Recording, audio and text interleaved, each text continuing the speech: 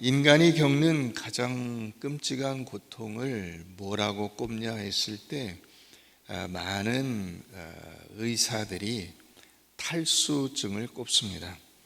목마름이라고 하는 거죠. 인체의 70%는 수분으로 되어 있다, 이렇게 보통 알고 있는데 2%만 부족해도 심한 갈증을 느끼게 되고 10%가 부족하면 환각 증세나 근육 경련을 겪게 되고 20%가 빠지면 생명을 잃게 됩니다.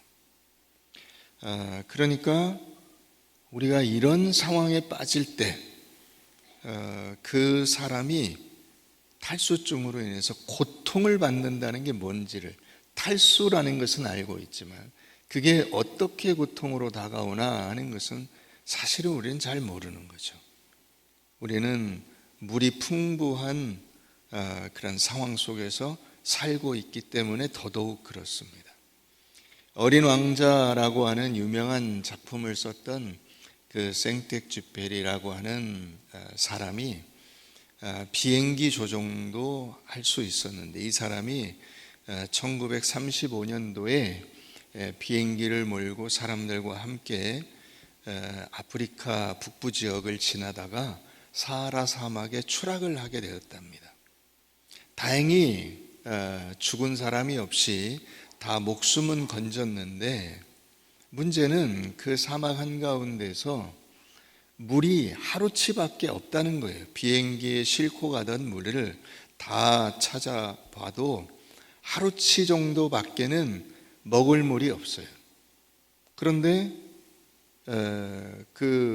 자기들이 도움을 언제쯤 받을지 알 수가 없잖아요.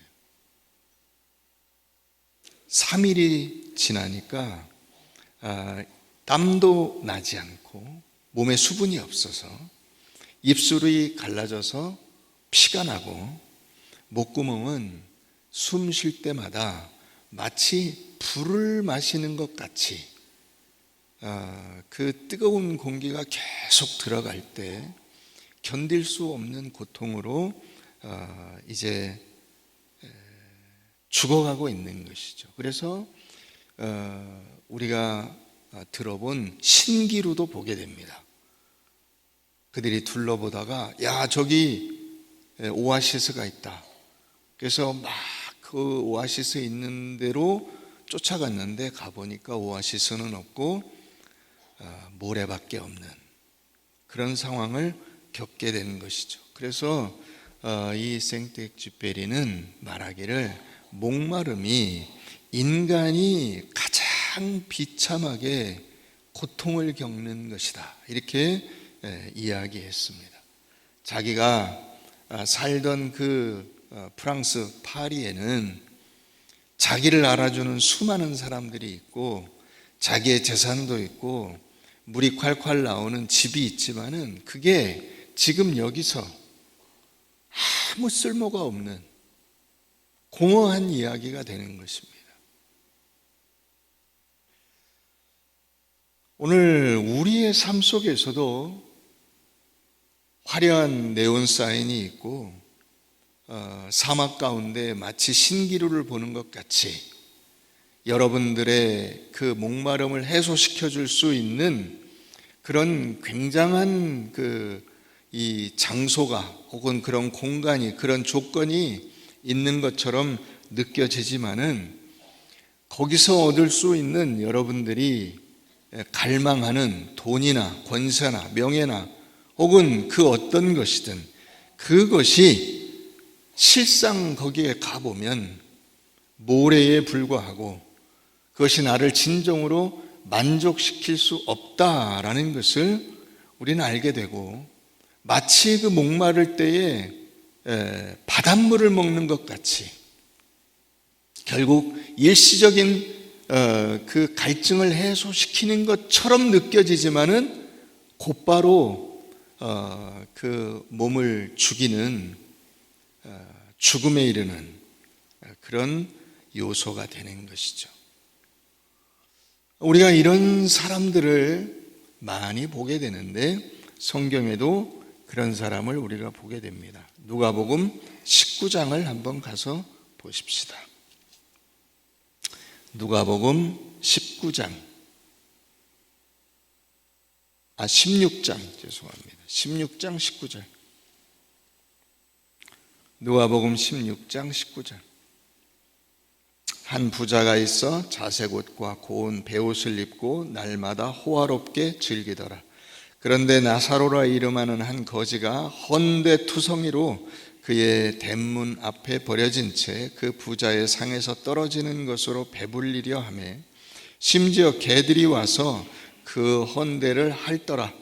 이에 그 거지가 죽어 천사들에게 받들려 아브라함의 품에 들어가고 부자도 죽어 장사되매 그가 음부에서 고통 중에 눈을 들어 멀리 아브라함과 그의 품에 있는 나사로를 보고 불러 이르되 아버지 아브라함이여 나를 긍휼히 여기사 나사로를 보내어 그 손가락 끝에 물을 찍어 내 혀를 서늘하게 하소서. 내가 이 불꽃 가운데서 괴로워하나이다.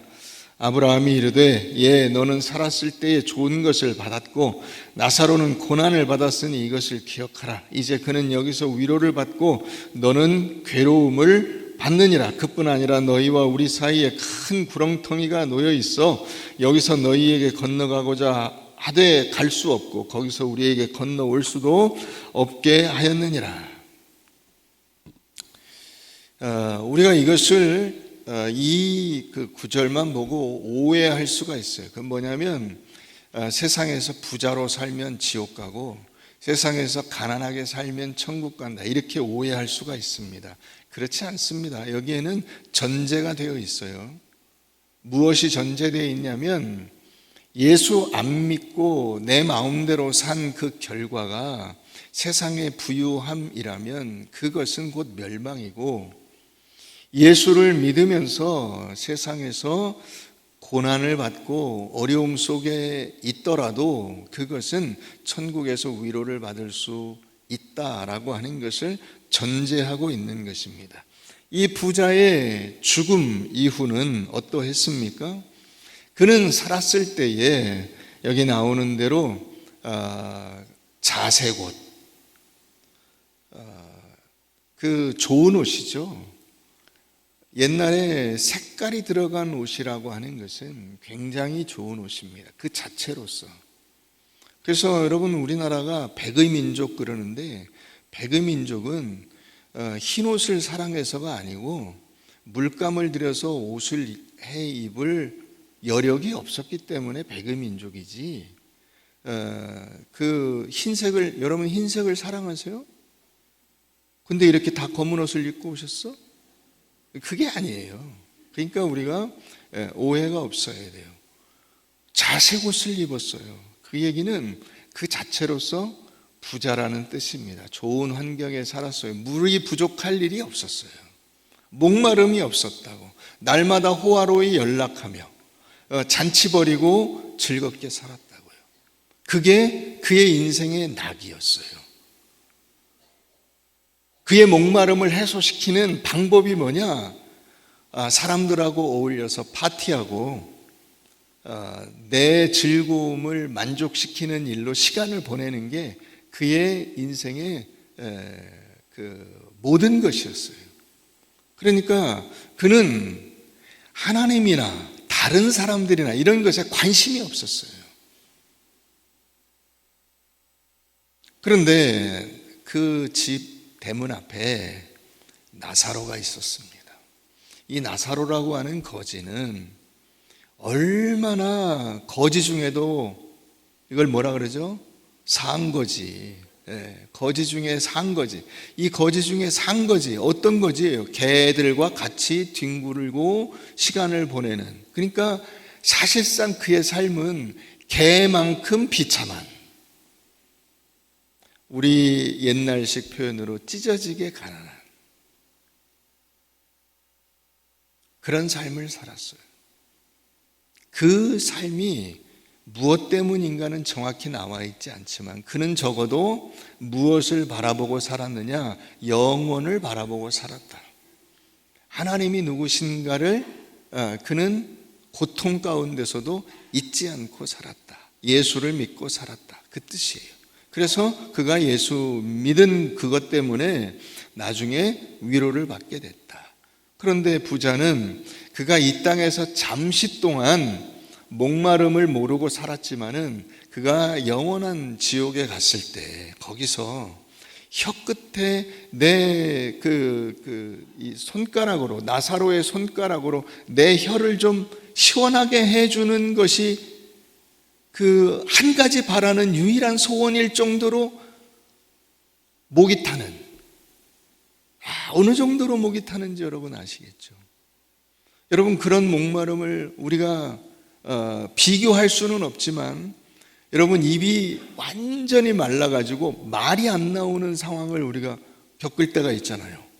그죠? 막 심한 몸살이 났다거나 무슨 막 목감기, 코감기 이런 것들이 겹쳐가지고 견딜 수 없는, 그때 목이 완전히 말라붙어서 정말 말도 할 수가 없는, 어느 정도인지 아시겠죠? 그때 여러분, 이 손끝에 그 물 한 방울 혀에다가 묻혀주는 게 얼마나 간절히 바라는 그 소망인지, 그걸 이 부자가 가르쳐주고 있는 것이죠. 여러분, 우리가 세상에서 이 부자와 같이 쾌락에 취해서 영원한 심판의 갈증을 향하여 달려가고 있을 때, 예수 그리스도께서 우리가 마땅히 받아야 할 그 끔찍한 진노의 목마름을 십자가 위에서 남김없이 다 들이키시고, 그리하여 탈수증으로 죽어갈 수밖에 없는 인간들에게 그 고통을 대신하면서 진정한 생수를 부어주시는 그 은혜를 오늘 우리에게 보여주고 계신 것입니다. 이게 오늘 본문 말씀이에요. 예수님은 계속 그의 인생 속에서 인류의 치명적인 영적 갈증을 너무나 잘 알고 계셨고, 그래서 자신을 가리켜 생수라고 표현하시면서 와서 나를 마시라고 말씀하고 있습니다.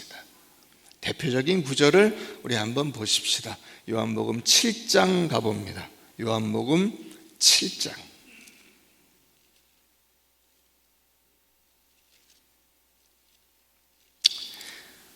요한복음 7장 37절.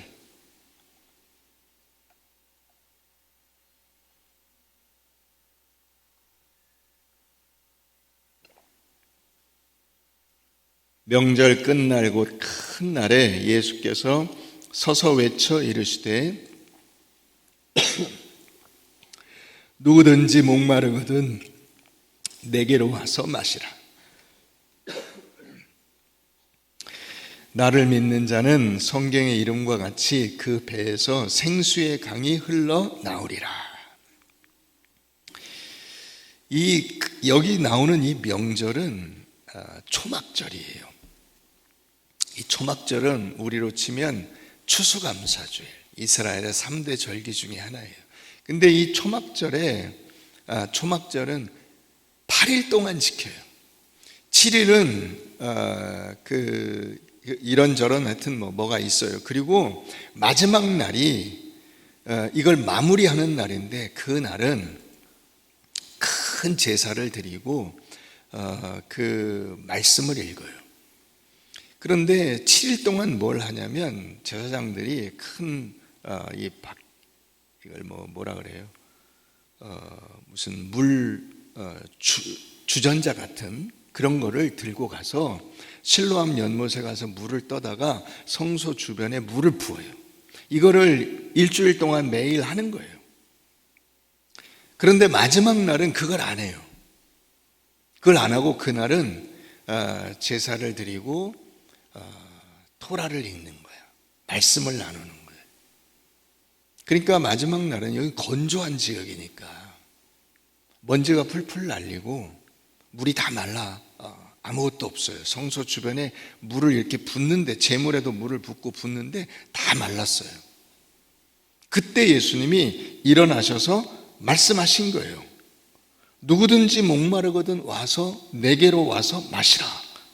나를 믿는 자는 그 배에서 생수의 강이 흘러 나오게 될 것이다.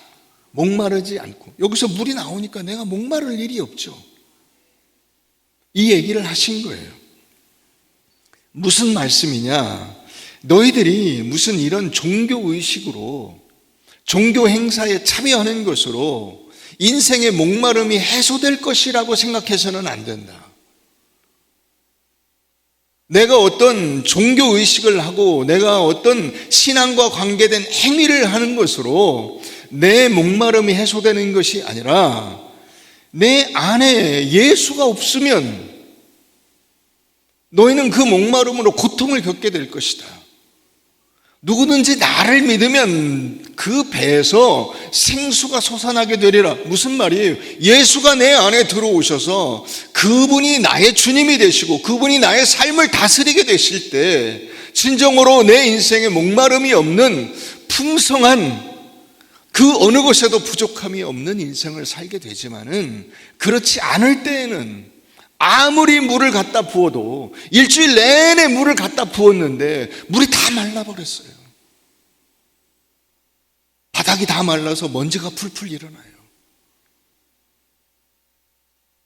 해결이 안 된다는 것이죠.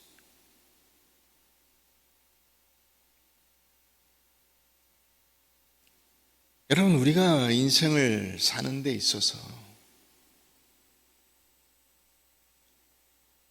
목마름이라고 하는 것은 겉으로는 드러나지 않는 것처럼 보여요. 그러나 여러분, 많은 분들이 오늘날에 예를 들어서 뭐가 있나요? 살찌는 거.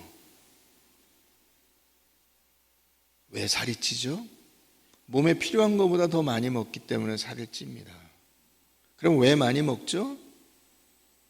배가 고파서요? 여러분 중에 배고파서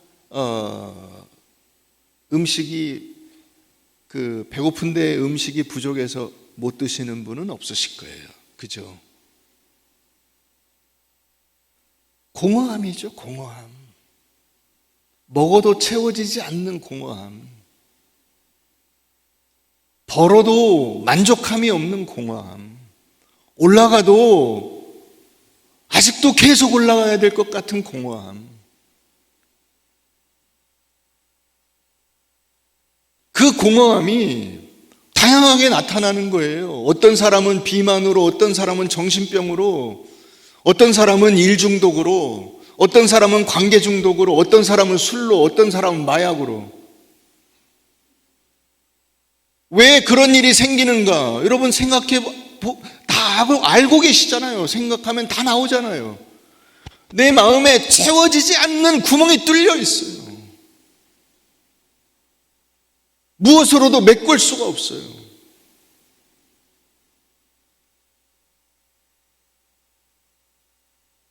그 중에 제일 어리석은 답이 뭐냐면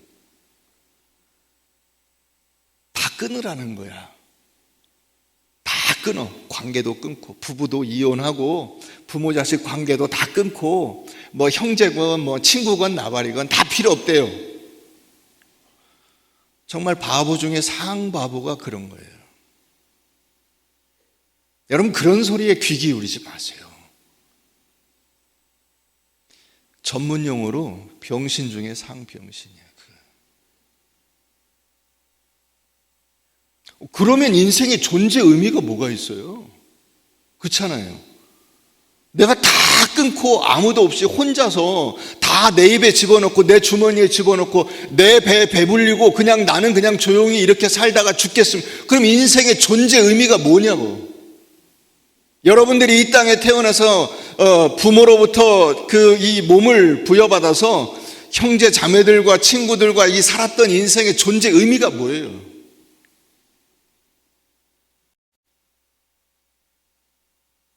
그런 소리에 귀 기울이지 마세요. 우리가 귀 기울여야 할 얘기가 따로 있어요.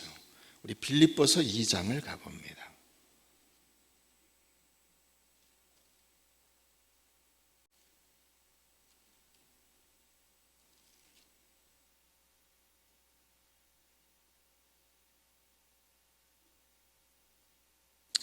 빌립보서 2장 17절 가서 보겠습니다.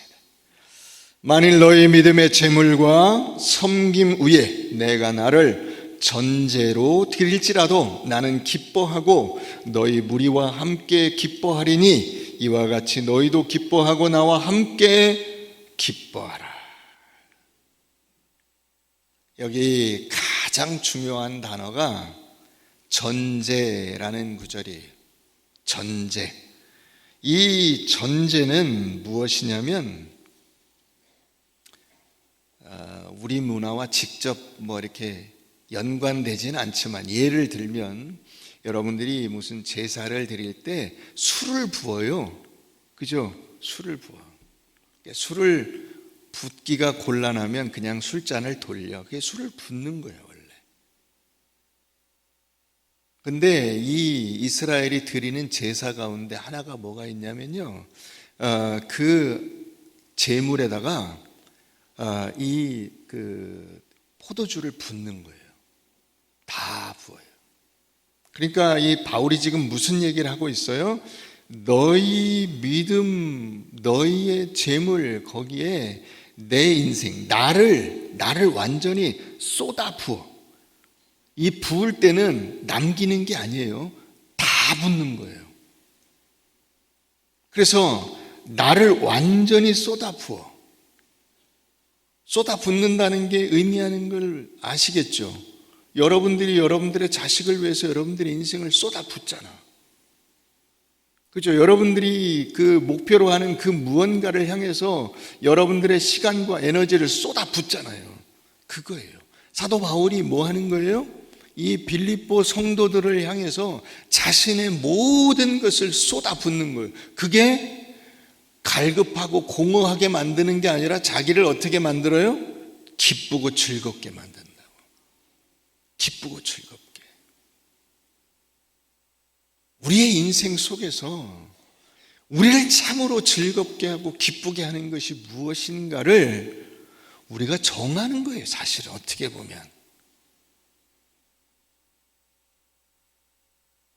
나는 하나님의 몸된 성도들과 하나님께서 내게 주신 모든 환경과 조건 위에 내 인생을 쏟아 부음으로써 내 인생에 참된 만족과 기쁨이 넘치게 된다라는 것을 자기가 정하는 거야.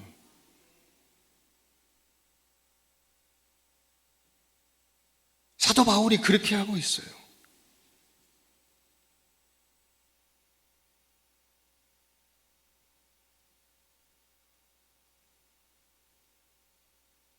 여러분, 여러분들의 인생에 무엇을 쏟아붓고 있습니까? 누구에게 쏟아붓고 있습니까? 대부분의 사람들이 자기 자신에게 쏟아붓는 것을 자랑으로 삼아요.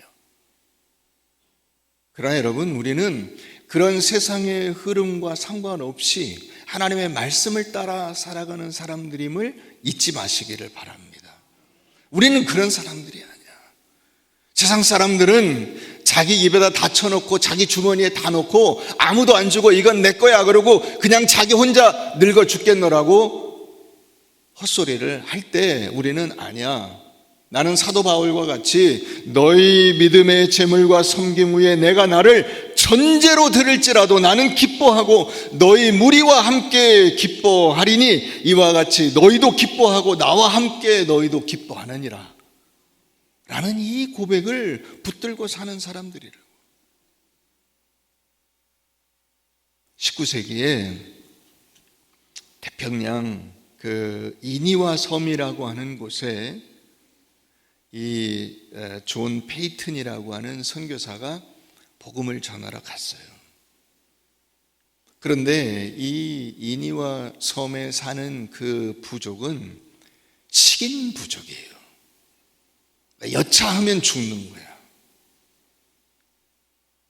그런데 가서 복음을 전하는 도중에 역대급, 그 섬에 역대급 기근이 왔어요. 비가 안 와. 그래서 그 부족이 자기들이 섬기는 신에게 기우제를 드리는 거예요. 마치 그 열왕기상 18장에 나오는 것처럼 그렇게 그 막 기우제를 뭐 온갖 방법을 동원해서 드렸는데 비가 안 와요. 그래서 이 페이튼 선교사가 그랬대요. 우리가 믿는 하나님은 당신들에게 아주 시원한 물을 주시는 분이다. 그리고는 곡괭이를 들어서 땅을 파기 시작한 거예요. 문제는 뭐냐면 이 땅이 얼마 안 가면 바닥이 단단한 이 암석으로 되어 있어서 땅을 파기가 굉장히 어렵다는 거예요. 그런데 이 페이튼 선교사가 꽃괭이를 가지고 며칠 밤낮을 새가면서 극심한 탈수와 이미 비가 안 내려서 물이 부족한 상태잖아요. 그러니까 마실 물도 없어요. 극심한 탈수와 갈증으로 죽을 것 같은 고통을 참아가면서 땅을 팠어요. 그래서 그 안반을 깨서 9m 지점으로 딱 내려가니까 지하수가 팍 솟구친 거예요.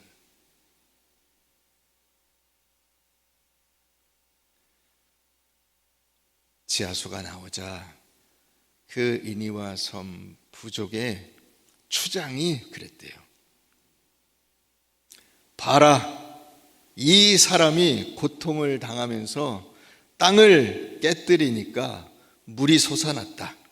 이 물은 생명의 물이다.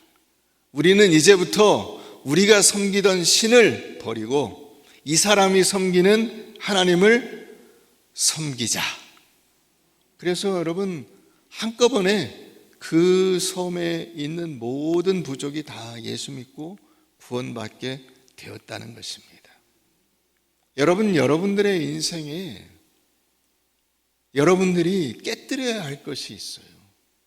대부분의 싸움이 어떻게 일어나냐, 갈등이 어떻게 일어나냐. 오늘날 우리의 싸움과 갈등은 거의 대부분 자존심 싸움이에요. 부부간에 왜 싸우냐? 자존심 싸움이에요. 형제 자매간에 왜 싸우냐? 자존심 싸움이에요.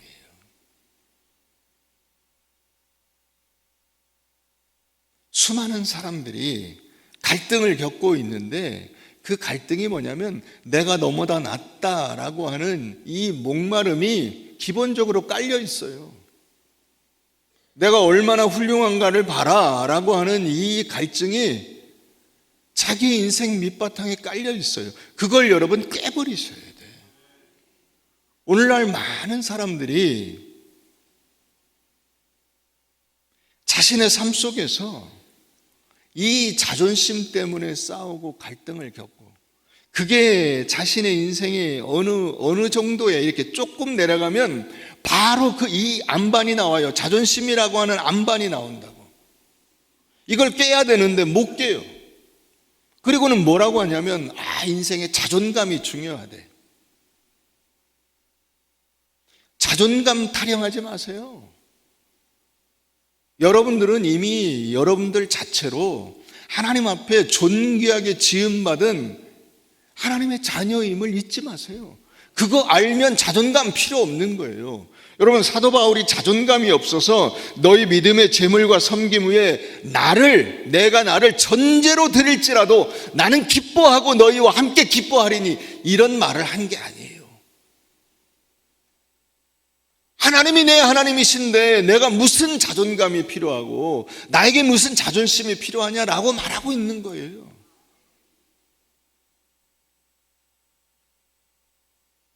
여러분, 알량한 자존심으로 인생이 아름다워지는 거 아니라는 사실을 아셔야 돼요.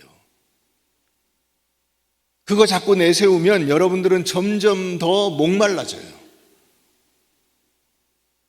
점점 더 입이 타들어간다고. 견딜 수가 없어져요. 내가 이렇게 했는데 네가 나를 안 알아줘? 내가 이 정도인데 네가 나를 안 알아줘? 내가 이 정도 높은데 네가 굴복을 안 해? 자꾸 이런 마음이 드는 거예요. 점점. 그러니까 사람들이 다 그렇게 살아요. 그래서 남보다 더 비싼 집에 살아야 되고, 더 좋은 옷을 입어야 되고, 좋은 차를 사야 되고, 그거 아무것도 아니라고.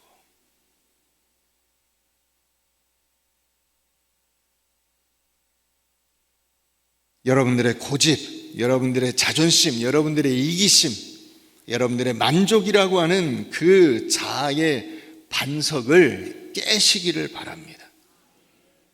배우자가 화나게 하더라도 같이 싸우지 말고 물러서세요. 아쉬울 거 없잖아요. 그죠? 그렇지 않아요? 훌륭하십니다. 저 아멘 한 분에게 하나님의 은혜가 있을 줄로 믿습니다. 나중에 한 분은 빼고.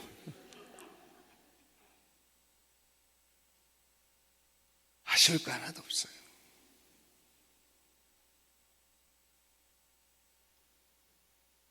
여러분, 우리의 인격이 깨어지고 낮아지는 이 십자가의 부인을 통해서 여러분들의 자아가 깨어질 때 주위 사람들의 목마름이 해소가 되는 거예요. 해소가. 내가 예수를 믿어서 예수 그리스도 덕택에 내 모든 목마름이 완전히 해소된 사람이라면 내가 주위 사람들에게도 그 시원함을 나눠줘야 되잖아요. 어떻게 나눠줄 거예요? 어떻게? 결국 내가 깨어지지 않고는, 그죠? 예수님께서 그 십자가에서 반석이신 예수님이 깨어지심으로써 우리에게 참다운 생수를 나눠주신 것과 똑같은 그 일을 우리가 우리의 삶의 현장 속에서 해야 될 거 아니야.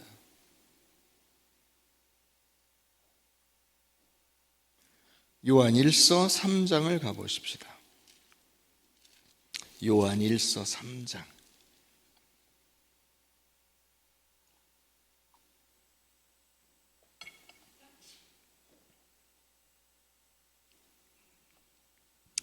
목마른 얘기를 하니까 제가 목이 탑니다.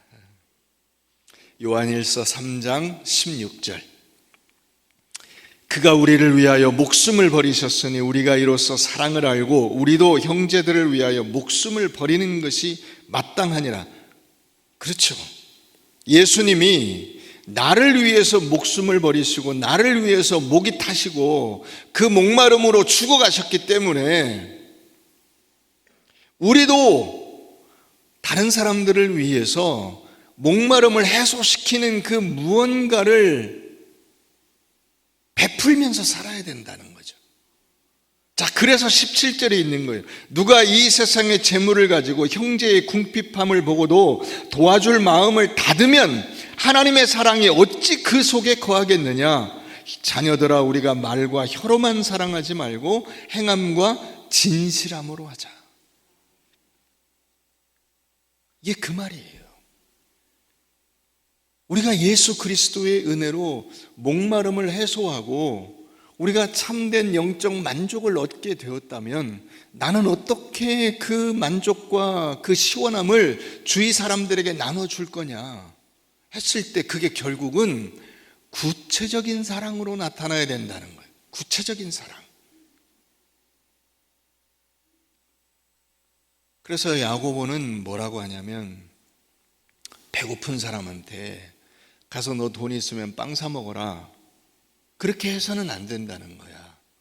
네가 가지고 있는 돈, 네가 가지고 있는 빵을 나눠줘야 된다는 거야. 그 행함으로 믿음이 있다는 것을 증명하는 것이 우리의 신앙이라고 말하고 있어요.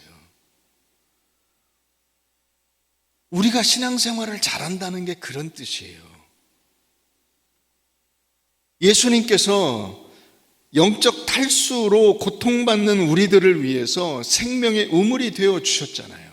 그러면 내가 그 십자가의 은혜를 어떻게 전할 거냐? 결국 내 재물과 내 몸으로 내가 육체적으로, 경제적으로, 물질적으로 혹은 관계 속에서 그들의 목마름을 채워주는 일을 하지 않고는 진정한 사랑과 복음의 열매라는 것이 맺어질 수가 없다는 거예요.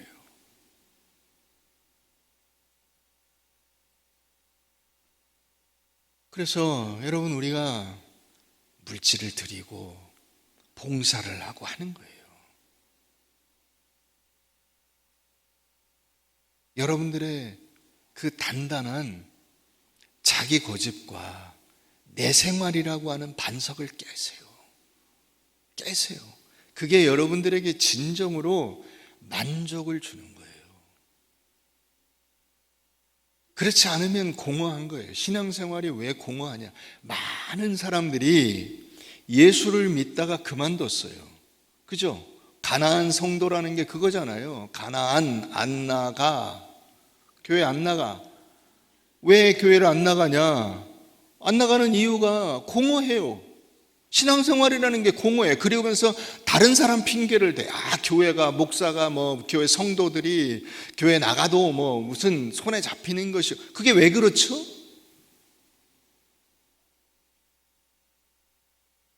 피상적으로 신앙생활을 했기 때문에 그런 거예요.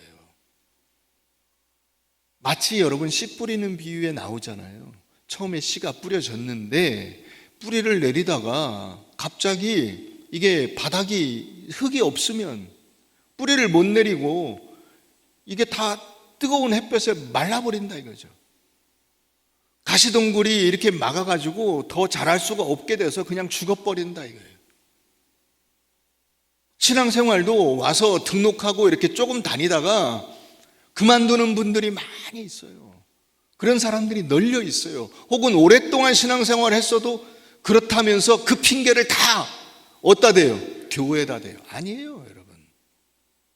원래 존재가 그런 거예요. 교회가 무슨 별도의 존재가 있는 게 아니고 여러분들이 다 교회잖아요. 내가 교회잖아. 우리가 성도의 다짐에서 나는 꿈과 사랑의 교회입니다를 왜 하냐면 꿈과 사랑의 교회라는 어떤 가상의 존재가 있는 게 아니고 여러분들 자신이 교회예요. 그래서 사람들이 여러분들을 보고 꿈과 사랑의 교회는 저런 교회야 라고 하는 거잖아요.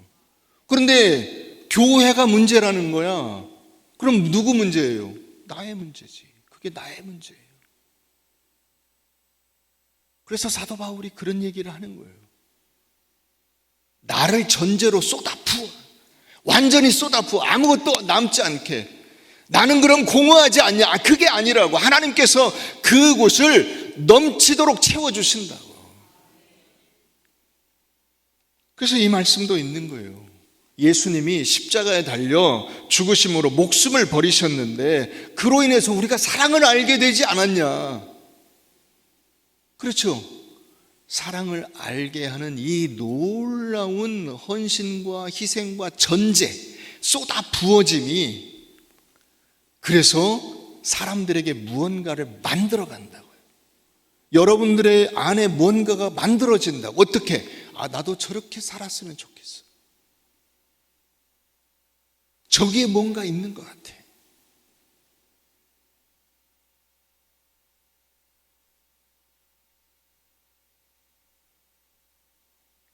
우리 교회에도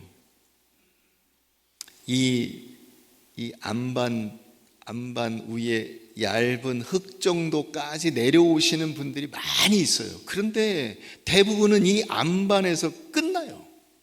그냥 교회를 왔다 갔다 하는 정도로 끝나고 그냥 피상적으로 그 꿈사랑 아카데미 조금 듣다가 마는 것으로 끝나버려요. 이 공동체 안에 들어와서 자기가 자기 자신을 전제로 드리고 다른 사람들에게 여기 나오는데 행함과 진실함으로 다가가는 여기까지 못 내려와요. 왜? 이 안반이 있거든. 내 생활, 나의 루틴, 내가 생각하는 어떤 이 신앙생활 안에서의 관계라고 하는 이 안반이 있어요. 이걸 깨질 못해요. 이걸 깨고 들어와야 되는데 그래야 시원한 생수가 솟아나와서 이 하나님이 진짜 하나님이시구나 라는 것을 경험하는 그 어떤 포인트가 있는 건데 거기를 못 들어와요. 거기로 들어오세요. 거기로.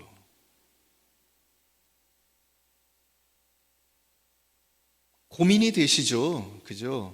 여러분들이 아멘을 안 하는 이유가 있어요. 고민이 되거든. 그거는 내가 안 하던 일을 한다는 건 고민이 되는 일이에요.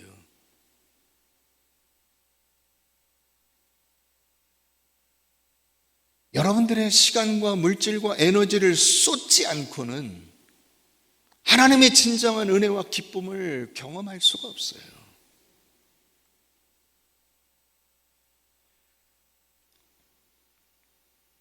생텍쥐페리가 그래서 사막에 떨어졌잖아요. 3일을 물을 못 마시니까 마치 그 숨을 쉴 때 목에 불이 이게 막 들락날락 하는 것처럼 고통을 느끼는 상태가 됐잖아요. 5일을 물을 못 마셨어요. 이제 거의 죽어가는 거예요. 이제 얼마 안 있으면 죽을 거예요. 그런데 기적과 같은 일이 일어났어요. 그 사막에 사는 부족이 지나가다가 이 일행을 발견한 거예요. 그래서 자기들 낙타에 싣고 있던 그 물을 이 사람들에게 먹여줬어요. 그래서 구출되어 살아나게 됩니다. 이 생텍쥐페리가 나중에 다시 파리로 돌아와서 글을 썼어요. 뭐라고 썼냐? 물, 너는 맛도 없고 빛깔도 없고 향기도 없다. 그렇죠? 물에 맛이 있어요? 맛이 없죠. 무맛이죠. 향기도 없죠. 빛깔도 없죠. 그래서 너는 정의할 수 없는 존재다. 너는 생명을 유지하는데 필요한 정도가 아니라 너는 생명 그 자체다. 이렇게 썼어요. 이건 그냥 단순히 문학적으로 그가 쓴 게 아니라 자신의 그 체험이에요. 그 맛도 없고 빛깔도 없고 향기도 없고 뭐라고 정의할 수 없는 그게 생명을 유지하는데 필요한 정도라고 자기는 그 전까지 생각을 했는데, 자기가 사막에 떨어져 가지고 물이 없어서 죽을 고비까지 넘기다 보니까 물이 생명 그 자체구나. 물이 없으면 나는 죽는구나.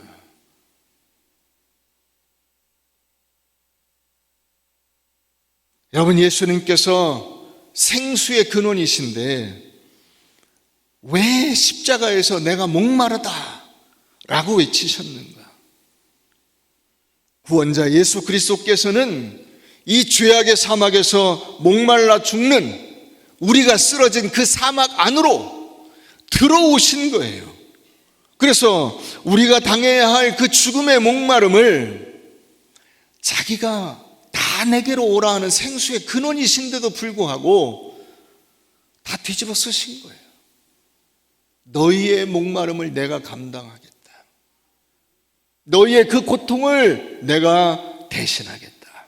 그래서 피와 물을 다 쏟으시고 내가 목마르다라고 절규하시면서 십자가에 달려 죽으신 것이고, 그가 죽으심으로 우리의 인생 속에 진정한 생명의 근원이 다시 솟아나게 된 것임을 믿으시기 바랍니다. 여러분, 그러므로 세상의 그 어떤 것들로 여러분들의 목마름을 해소하려는 어리석음을 버리시기를 바랍니다. 우리가 십자가에서 쪼개어져서 생수를 주신 그 예수 그리스도를 닮아 우리 주변에 있는 모든 이들에게 그 예수의 만족과 기쁨과 은혜를 나누어 주려고 한 발짝 더 나아갈 때, 여러분들의 그 자존심과 자기 만족이라고 하는 그 반석을 깨어버릴 때, 비로소 그 속에서 여러분들도 진정한 은혜가 무엇인가를 경험하게 될 뿐만 아니라 주위 많은 사람들에게 이 복음의 은혜를 나눌 수 있게 될 줄로 믿습니다.